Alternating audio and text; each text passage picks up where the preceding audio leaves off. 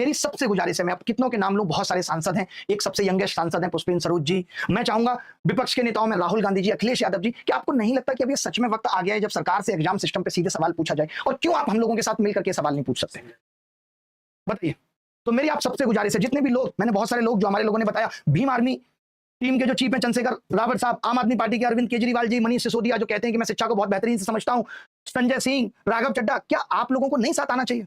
तो मैं ऐसे 150 लोगों का हम लोग एक ग्रुप बना रहे हैं कि ऐसे 150 लोग, जिसमें से लगभग 10 से 12 लोगों से हमारी बात हो गई है, बाकी से मैं चाहता हूं कि वो तो बहुत बड़े लोग हैं, लेकिन हाँ, उनके पीए हमें प्लीज इस नंबर पे मैसेज करें और ये कहें कि हम आपकी आवाज बनने को तैयार हैं। हम एग्जैक्ट 150 लोग उस दिन जंतर मंतर पे बैठ के गुजारिश करेंगे कि डीओपीटी मिनिस्टर आकर के बात करें। शायद उनको लग रहा होगा कि देश के शिक्षकों की उतनी औकात नहीं है, लेवल नहीं है कि उनसे बात किया जाए, तो हम चाहते हैं कि देश का विपक्ष हमारे साथ अगर आके बैठता है तो आप उनसे बात कर लीजिए, हमारी आवाज को उनके थ्रू सुन लीजिए, लेकिन सुनिए, ये हम चाहते हैं। तो आप सबके कनेक्शन में होंगे, आप सब लोग पूरे देश में सुन रहे होंगे। अगर आपका सांसद हमारे साथ आके बैठ सकता है तो इससे बड़ी बात कुछ नहीं होगी। हम इस चीज को बहुत सही तरीके से लेके जाएंगे। देखिए, मैं फिर से एक बात कह रहा हूं, आजादी एक दिन में नहीं मिली थी। बेरोजगारी, भ्रष्टाचार की जड़ें, बेरोजगारी या खराब सिस्टम में इतनी गहरी हो चुकी है कि एक दिन में कुछ ठीक नहीं होगा। धीरे धीरे चीजें मिलेंगी, कभी 10 चीजें मिलेंगी, कभी कुछ चीजें कोर्ट से मिलेंगी। अगर इस एजेंसी को हमें हटाना भी पड़ेगा, हम एक लीगल टीम से भी सब कुछ कर रहे हैं, हर एक तैयारी कर रहे हैं, और हम सिर्फ अब इन जो अभी चीजें हुई इसी पे आवाज नहीं उठाएंगे, हम हर एक चीज पे आवाज उठाएंगे, चाहे वो कोर्ट के जरिए हो कि आप 5 साल तक कैसे रेल मिनिस्टर या रेल मिनिस्ट्री बच्चों का 400 रुपए दबा के बैठे रही। इस एग्जाम सिस्टम को सुधारने के लिए जितनी भी चीजें हो सकती हैं, थ्रू कोर्ट, थ्रू अपनी आवाज सीधे संसद तक पहुंचा करके, और सवाल चाहिए। हम कभी नहीं चाहते, मुझे पता है बहुत सारे एमपी में कहते हैं हम आपकी आवाज संसद में उठा देते, क्या होगा? हमें आवाज उठवानी नहीं है, हमें इंस्टेंट जवाब चाहिए कि क्या आपको नहीं पता कि आपके आयोग इस तरीके की एजेंसियों के साथ मिलकर कैसे धंधेबाजी कर रहे हैं? हमें उस पर जवाब चाहिए। तो अभी जो हमने सोचा है, आपने एक चीज देखी, हम उस स्तर पे आ चुके हैं जहां मीडिया को भी समझ में आ गया है कि बच्चों के साथ गलत हो रहा है, और जब शिक्षक उसकी आवाज उठा रहा है तो उस पर पुलिस लाठियां चार्ज कर रही है, जो कि एकदम बर्बरता है सरकार की। एकदम निंदा होनी चाहिए इस बात की कि आप ऐसा कैसे कर सकते हैं।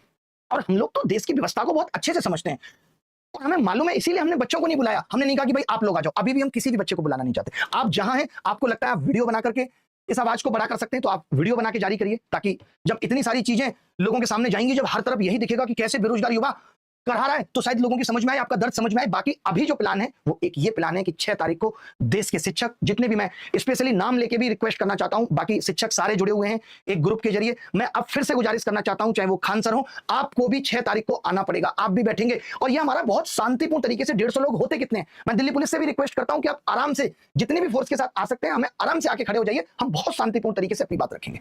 तो मैं चाहता हूं देश के शिक्षक भी हों, जितने शिक्षक हो सकते हैं, सिर्फ पहले ये अप्रूव हो जाएगा। मैं इसीलिए चाहता हूं कि कोई अव्यवस्था ना हो, कि हम 150 लोगों का नाम पहले ही फाइनल कर लें कि ये एमपी साहब हमारे साथ जाके बैठने को तैयार है, ये पुराने मिनिस्टर साहब हमारे साथ जाके बैठने को तैयार है। क्योंकि मैं फिर से कह रहा हूं, सत्ता के लोग भी अगर हमारे साथ जाके बैठने को तैयार हैं तो हमें बहुत खुशी होगी। सत्ता में भी ऐसे बहुत सारे लोग हैं जो इस खराब एग्जाम सिस्टम को समझते हैं, उनके बच्चे भी इससे पीड़ित हैं, तो आप सबको भी हमारा साथ देना चाहिए। और मैंने तो ये सुना है कि मोदी जी तुरंत सुनते हैं अगर उनको लगता है देश में कुछ खराब हो रहा है, और यहाँ युवा चीख चीख के करा करा के परेशान हो गया और सांप के कान तक जू नहीं रेंग रही। कितना दुख का विषय है, कितनी परेशानी होती है। इस खराब सिस्टम ने हमें गुलाम बना के रख दिया, और अब वक्त आ गया है कि इस पूरी तरीके से खत्म करना है। थोड़ा वक्त लगेगा, धीरे धीरे हम पूरी तरीके से इसे साफ कर पाएंगे। तो आप सबसे गुजारिश है, जो मैंने अभी कहा, कि आप अपने अपने जगह के सांसदों से, विधायकों से ये विनती करिए, जितने लोग भी, 150 लोगों की बात है सिर्फ, अगर हमारे साथ आके बैठेंगे तो हम इस आवाज को अलग तरीके से लेके जाएंगे। आपने कभी नहीं सुना होगा कि इस तरीके से भी देश में प्रोटेस्ट हुए। अब देश में प्रोटेस्ट करना, आंदोलन करना इतना मुश्किल हो गया है कि हमें इस तरीके के रास्ते अपनाने पड़ रहे हैं। हम चाहते तो देश का लाखों युवा आके बैठ सकता था, बट हमें नहीं करना। हम जानते हैं ना कि सरकार उस चीज का दमन किस तरीके से कर देगी। हमने किसान आंदोलन भी देखा है, हमने बीपीएससी प्रोटेस्ट भी देखा है। 8-9 सालों से इस सिस्टम से लड़ाई जारी है। हर साल ये लोग नई नई चीजें लेकर आते हैं, हर साल कभी कुछ गड़बड़ करके आपको बाहर कर देंगे, और आपका ध्यान इस तरह भटका देंगे कि आप सोच ही नहीं पाएंगे। ये प्रॉब्लम कोई अचानक से इतनी थोड़ी बड़ी हो गई है, करोड़ों लोगों की हताशा का नतीजा है, जो आज संगठित होकर के आप सबके सामने वो आवाज आपको हर तरफ दिख रही है। पूरी तरह से फ्लॉप हो चुका है सिस्टम। हम सोचते हैं कि आयोग जिम्मेदार नहीं है, ये सब मिलकर हमें गुमराह कर रहे हैं बस। आज आप देखते होंगे कि जब हम लोग मीडिया को कहते हैं कि 100 रुपए लिए जा रहे हैं, तो लोग शौक से कहते हैं, मतलब लोगों को पता ही नहीं, ऐसे बात करते हैं।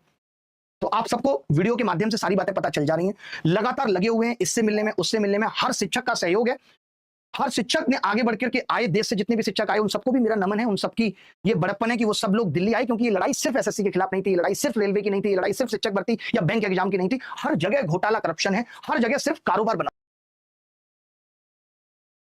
हुआ है। तो इस कारोबार को रोकना है, देश को सही रास्ते पे लेके आना है, क्योंकि ये वो युवा है जो देश को आगे 30 साल तक लीड करेगा। तो आप सबसे बस यही गुजारिश है। मैं दोबारा ये कहूंगा, हम लोग 2 बार चेयरमैन से मिल लिए, डायरेक्टर से मिल लिए, कोई हल नहीं निकला। चेयरमैन साहब का सीधा कहना है कि एडुकेटी हम सब लोग बहुत ईमानदार हैं, ये पब्लिक के सामने अपने आप को ऐसे दिखाएंगे जैसे इनको कुछ पता ही नहीं, उलूल जुलूल बातें करते हैं। एक चेयरमैन से, एक डायरेक्टर से इस तरीके की उम्मीद है। मैं फिर से मीडिया को कहूंगा कि दोबारा से इंटरव्यू हो तो क्रॉस क्वेश्चन भी करिए। आप सवाल